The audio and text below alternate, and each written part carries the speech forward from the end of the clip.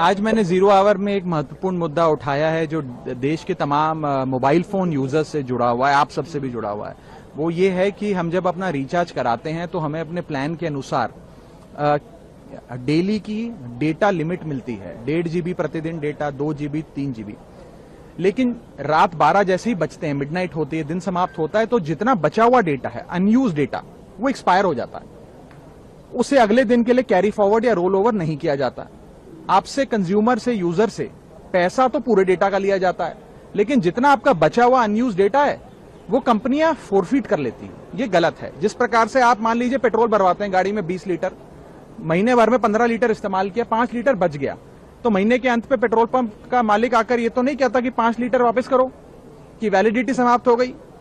भाई आपने पूरा पैसा दिया 20 लीटर का, तो पूरा 20 लीटर आप इस्तेमाल करेंगे। ठीक उसी तरह डेटा रोल ओवर भी अलाउड होना चाहिए। यदि मैं एक दिन में अपनी डेली की डेटा लिमिट को यूज नहीं कर पाया हूं, यूटिलाइज नहीं कर पाया हूं, वो अगले दिन का जो मेरा डेटा लिमिट है उसमें जुड़ जाना चाहिए। और डेटा रोल ओवर भारत में अलाउड होना चाहिए। दुनिया के कई देशों में, United states of America, Europe के कई देशों में, ऑस्ट्रेलिया, नेदरलैंड, तमाम देशों में ये डेटा रोल ओवर और डेटा कैरी फॉरवर्ड की फैसिलिटी दी जाती है। और मेरी दूसरी मांग ये है कि डेटा ट्रांसफर, जैसे हम एक दूसरे को पैसा ट्रांसफर कर सकते हैं अपने मोबाइल फोन से दूसरे मोबाइल फोन में, उसी तरीके से डेटा ट्रांसफर भी अलाउ होना चाहिए। मान लीजिए आज किसी परिवार में बूढ़े माँ बाप स्मार्टफोन कम इस्तेमाल करते हैं, कम डेटा कंज्यूम करते हैं, लेकिन उनको बच्चों की पढ़ाई करनी है, उन्हें ज्यादा डेटा चाहिए, तो माँ बाप अपने डेली की डेटा लिमिट से बच्चों को डेटा ट्रांसफर कर सके। इस प्रकार की फ्री डेटा ट्रांसफर की भी एक योजना